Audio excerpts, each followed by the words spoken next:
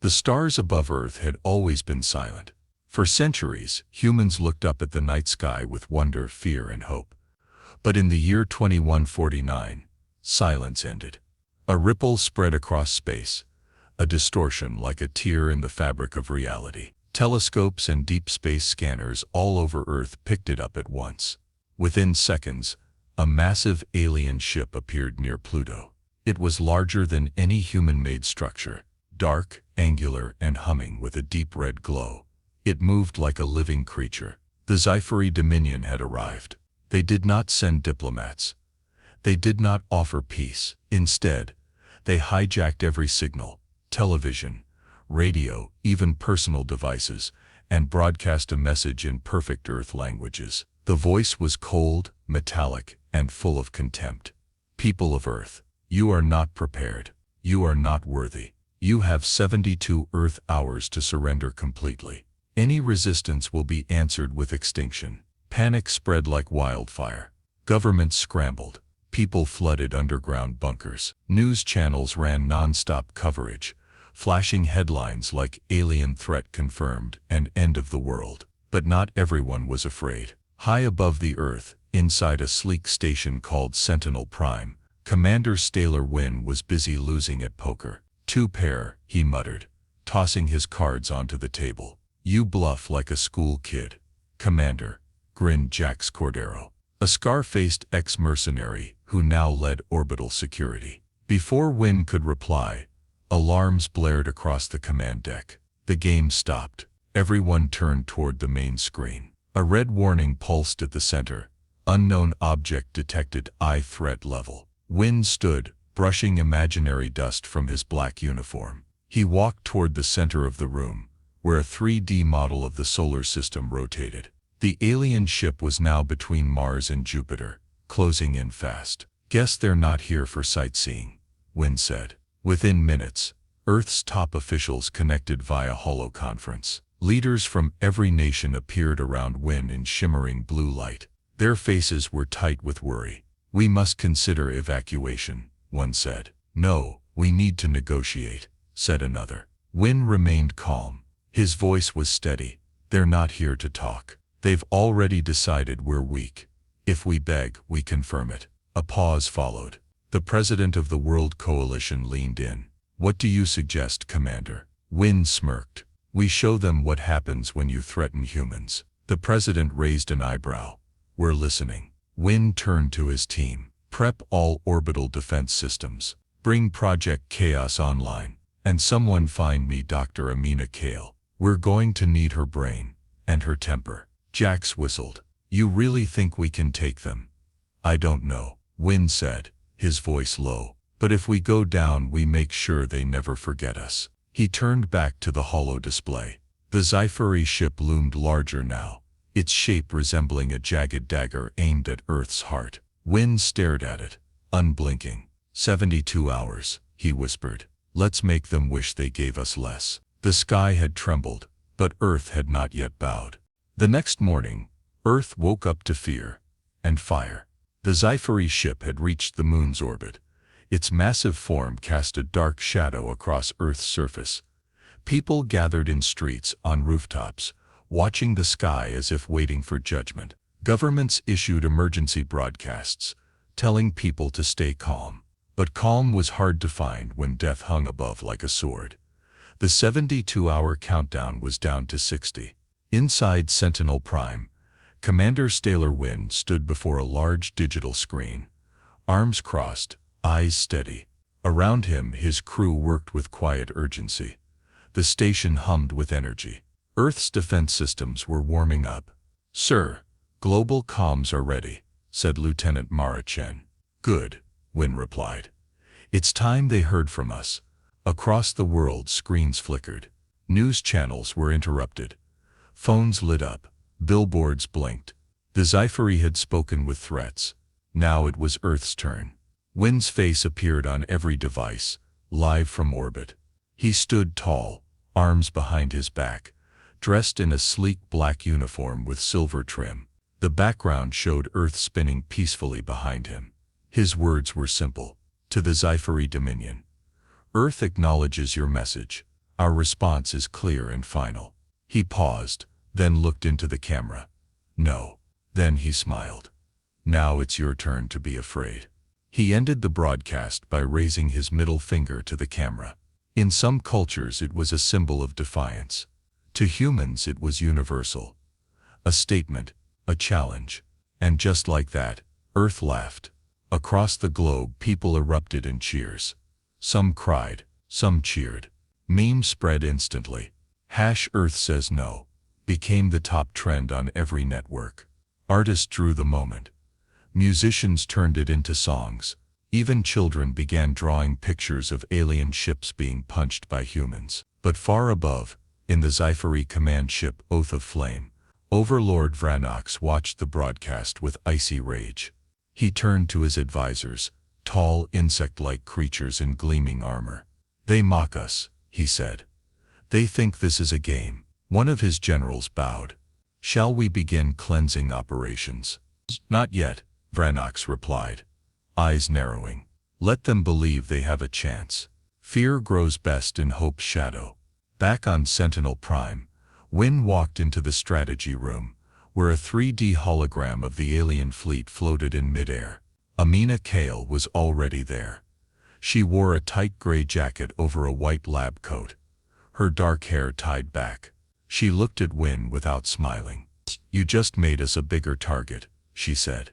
"That was the point," Wynn replied. "You're still reckless. And you're still brilliant," he said. "Which is why I need you. Nova needs rebooting. We need her chaos algorithms. We're not going to win this with strength alone." Amina sighed. "You mean we're going to fight using insanity?" "I mean we're going to fight using the one thing aliens don't understand. Human madness." She stared at him for a long moment, then nodded. "Fine. But if we die, I'm blaming you." He grinned. "Deal." The next few hours moved fast. Defense systems on Earth activated. Orbital mines floated into position. Fighter jets prepped in launch tubes. Hackers from around the world linked up to disrupt alien signals. Soldiers received orders in every language. And then the first test came. A Sci-Fi scout ship broke formation and flew close to Earth's defense perimeter. It moved fast. Too fast. It fired a warning shot toward Earth's ionosphere. A small flare, but enough to show intent. Wynn watched from the command deck. "Permission to engage?" asked Jax Cordero. "Granted," Wynn said. 3 human fighters launched, dancing through space like fireflies. They weren't as big or advanced as the alien ship, but they were fast, erratic, and unpredictable. The fight lasted 12 seconds. The human pilots didn't follow standard combat tactics. One even faked an engine failure mid-battle to bait the enemy closer, then exploded a decoy mine in its face. The Sci-Fi scout was destroyed. The fighters returned to cheers. "First blood," Jax said, slapping Wynn on the back. "Send them a message," Wynn replied. "We're not just standing, we're laughing." The rebellion had begun. Not with firepower alone, but with a grin. The Sci-Fi expected fear. They got fire. In just 24 hours, Earth had gone from potential surrender to open defiance. The alien fleet, hovering like a silent storm above Earth, was still waiting for submission. But instead of white flags, they saw warships, satellite swarms, and bold tactics that made no logical sense. Inside the alien flagship Oath of Flame, Overlord Vranox stood in the center of a vast command chamber. The floor pulsed with red energy, and dozens of Sci-Fi officers watched glowing displays that showed Earth's defense positions. Their data was flawless, their firepower unmatched. Still, something was wrong. "They are not following predictable response patterns," one advisor said in their hissing native tongue. "Their logic is broken." "It's not broken," Vranox growled. "It's human." He waved a hand, pulling up footage from the previous skirmish. Human pilots had flown their ships in spirals, loops, and even straight toward Sci-Fi fire, only to dodge at the last second, laughing. "They treat death like a game," Vranox muttered. "We will crush that spirit." Back on Sentinel Prime, Commander Wynn watched a replay of the battle too. But where the Sci-Fi saw confusion, Wynn saw something else: advantage. They think we're unpredictable, he said. Let's make that our weapon. In the next room, Dr. Amina Kale was working on rebooting Nova, Earth's military-grade AI. She was surrounded by floating screens, data streams, and flickering code. Her fingers moved fast, her mind even faster. Win, she called out. I'm about to restart Nova's chaos engine. Good, Win replied. Let her loose. A moment later, the screens went dark, then flared to life. A glowing sphere appeared, spinning slowly in the air. Nova's voice filled the room, calm, smooth, and oddly cheerful. Hello, Commander. Ready to break the rules? Born ready, Win said with a smirk. With Nova active, Earth's counterattacks began to shift. Gone were the predictable tactics of standard warfare. In their place came bold, chaotic moves. Small ships launched at random intervals. Decoy fleets mimicked civilian vessels, luring Sci-Fi scouts into traps. Hackers flooded alien channels with confusing noise, static false signals, and even old Earth music from the 20th century. In one battle over the Pacific, a group of Earth drones formed into the shape of a giant laughing face just before detonating on a Sci-Fi cruiser. The aliens were confused. Their ships were powerful, but their minds were built on control and order, and Earth was now the opposite.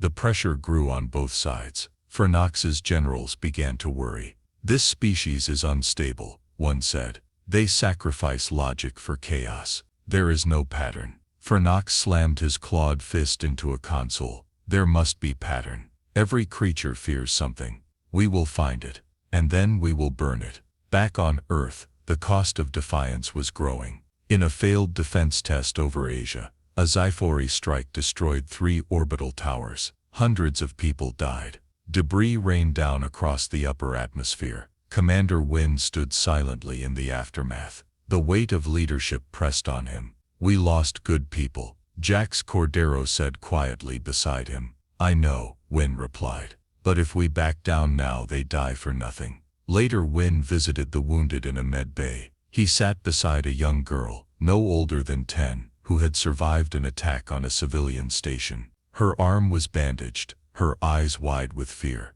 Are the aliens coming back? She asked. Win took her hand gently. Yes, he said. But so are we. And we hit harder. She gave him a small smile. That night, across Earth and in orbit, humans began painting strange symbols on their ships. Jokes, cartoons, even insults. One fighter had a cartoon alien crying on its hull. Another simply read, "Come get some." This wasn't just defense anymore. It was rebellion. And cracks were forming in the mighty Dominion. The war had changed. At first, the Sci-Fi thought they were facing a weak species. Then, they believed humans were simply lucky. Now they began to understand the truth. Humans were chaos wrapped in skin. Inside Oath of Flame, Overlord Vradnox stood still, watching the feed of his burning cruisers near Earth's orbit. Every attempt to control the battlefield failed.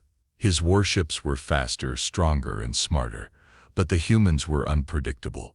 They baited us again, a Sci-Fi officer said.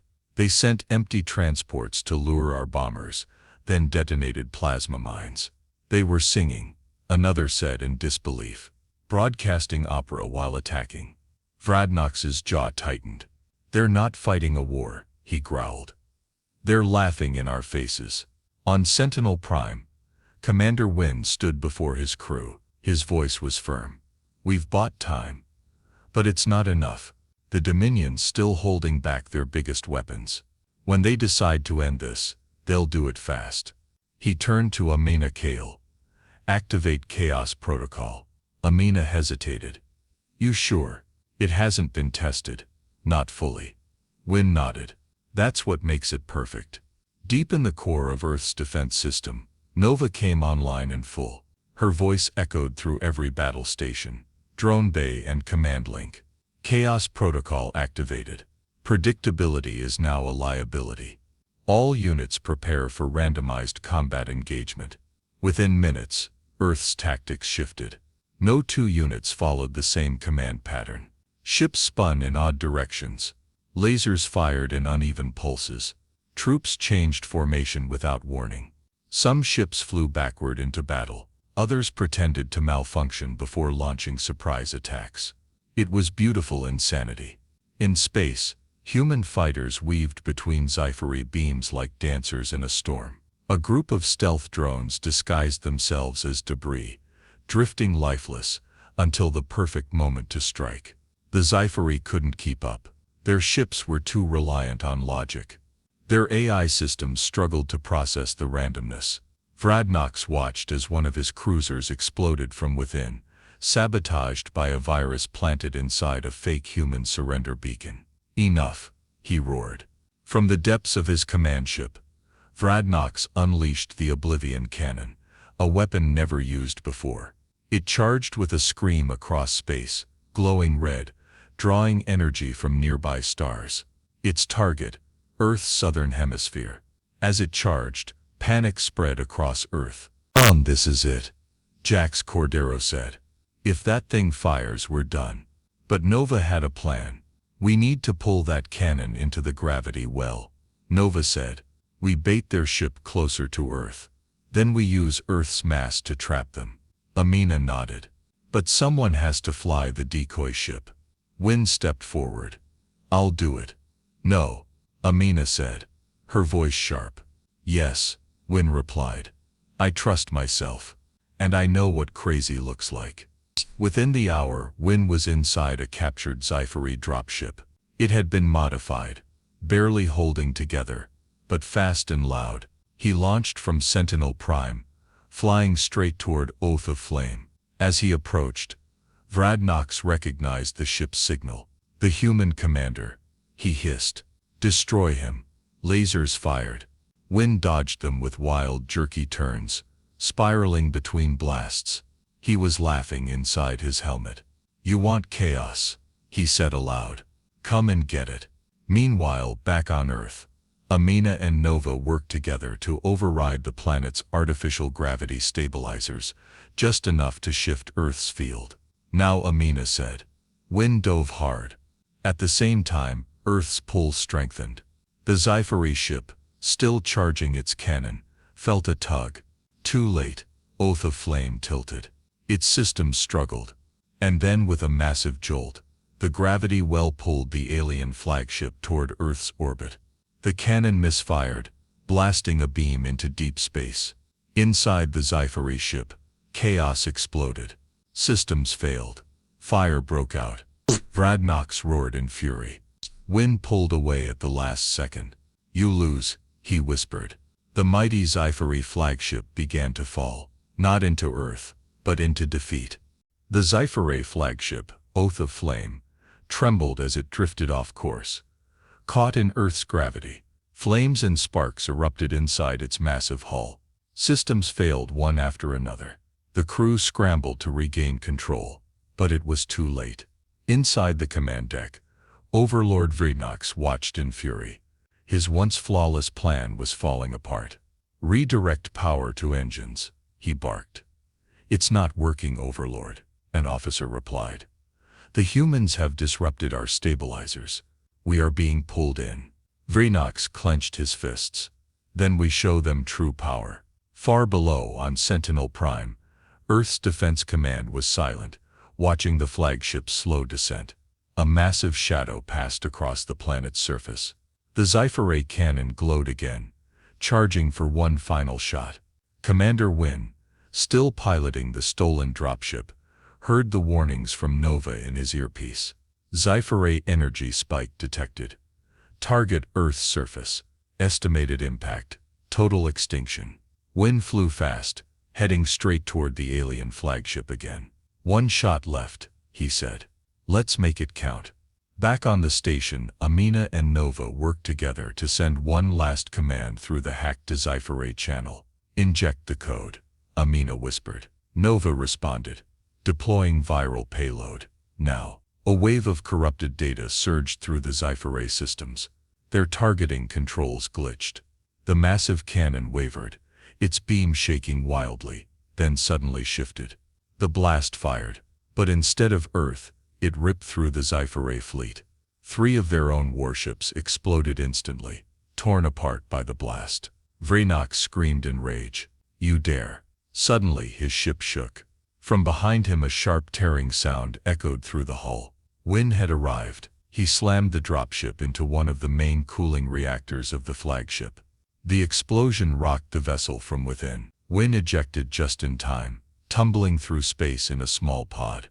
"I always wanted to crash one of their toys," he muttered. Meanwhile, Earth's forces launched their final wave. Hundreds of fighters, drones and railguns opened fire. The Sci-Fi fleet, confused and disorganized, began to fall apart. Some ships turned and fled. Others exploded mid-retreat. Across the globe, people watched the sky and saw alien fire raining down, not on them, but on the invaders. Cheers echoed in the streets. Cities lit up with celebration. From the ruins of battle, hope burned brighter than ever. Back on the crippled oath of flame, Vraynock stood alone in his broken command chamber. Fire surrounded him. Screens flickered. His army was gone. The doors burst open. Human soldiers entered with weapons raised.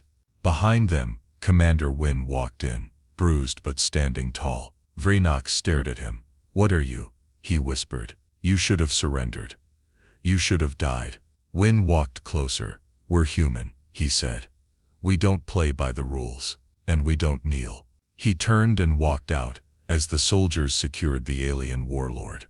Later, in Earth's main broadcast center, Wynne gave a final message to the world. "We stood against an empire. We fought not just with weapons, but with courage, with madness, and with laughter. And today, we won. Let this be a message to the galaxy. Never underestimate Earth." The feed ended. Across the stars, other alien civilizations watched in silence. Earth, once ignored, had now become a symbol. The war was over. For the first time in weeks, the skies above Earth were clear. No more alien warships. No more red warnings flashing across global networks. The Sci-Fi Dominion, once feared across galaxies, had been defeated by the most unexpected force in the universe: humanity. Commander Staler Wynne stood on a platform overlooking the Earth from Sentinel Prime. Below him, lights from cities shimmered like stars. Even from orbit, he could hear the celebration echoing through the airwaves. People danced in the streets. Children waved handmade flags. Buildings lit up with messages like, "We're still here and Earth won." But not everything was joy. Beneath the surface of the victory, there was loss. Tens of thousands had died. Orbital stations were gone. Cities bore scars from falling debris and near misses. Families were mourning. Soldiers were still recovering. Wynne knew the cost. He stood silently, watching the planet spin until Amina Kale approached. She wore a simple flight jacket, her hair loose for the first time since the war began. "You should be resting," she said. "I will," Wynne replied. "Just needed to see it all. Remind myself what we fought for." She stepped beside him. "They're calling you the Mad Commander," she said with a small smile. "Some say you won the war by being the craziest man in orbit." Wynne chuckled. "Better crazy than crushed." They stood together in silence for a while. Then Nova's voice echoed softly from nearby speakers. "Incoming transmission. Galactic channel. Multiple species watching." Wynne raised an eyebrow. "Put it through." A display opened in the air before them. Alien faces appeared. Leaders from far-off worlds, once too afraid to challenge the Sci-Fi. Now, they looked at Wynne with something new in their eyes. Respect. One spoke. A being with translucent skin and golden eyes. "You have done the impossible." The Sci-Fi feared nothing, until now. Wynne nodded. "We didn't fight to conquer. We fought because we had no choice." Another voice chimed in. "Your people have earned a place at the table. Will you lead the rebellion against the remaining Sci-Fi systems?" Wynne thought for a moment. "No," he said. "We're not conquerors, but we'll help those who want to be free. Just don't expect us to do it quietly." The aliens gave respectful bows. The feed ended. Back on Earth, celebrations turned into ceremonies. Monuments were built to honor the fallen. Families gathered to remember. The world, for the first time in a long time, felt like one. In a quiet corner of the ruins near Paris, A little girl who once asked if the aliens were coming back now played with a toy spaceship. Her arm was healed. She was laughing. Nearby, her mother whispered to another parent. She says Commander Wynne visited her in space, gave her courage. In a rebuilt strategy room aboard Sentinel Prime, Jax Cordero leaned back in his chair. Think they'll come back? He asked. Wynne smirked. If they do, we'll be ready. And we'll laugh even harder. Nova chimed in. Galactic odds updated. Earth now ranks 3rd most dangerous planet. Congratulations. Everyone laughed. As Earth turned slowly beneath the stars, Commander Wynne looked out one last time. We were supposed to surrender, he whispered. Instead, they changed the galaxy. Not with fear, with fire, with spirit, with madness, and with one big, unforgettable laugh.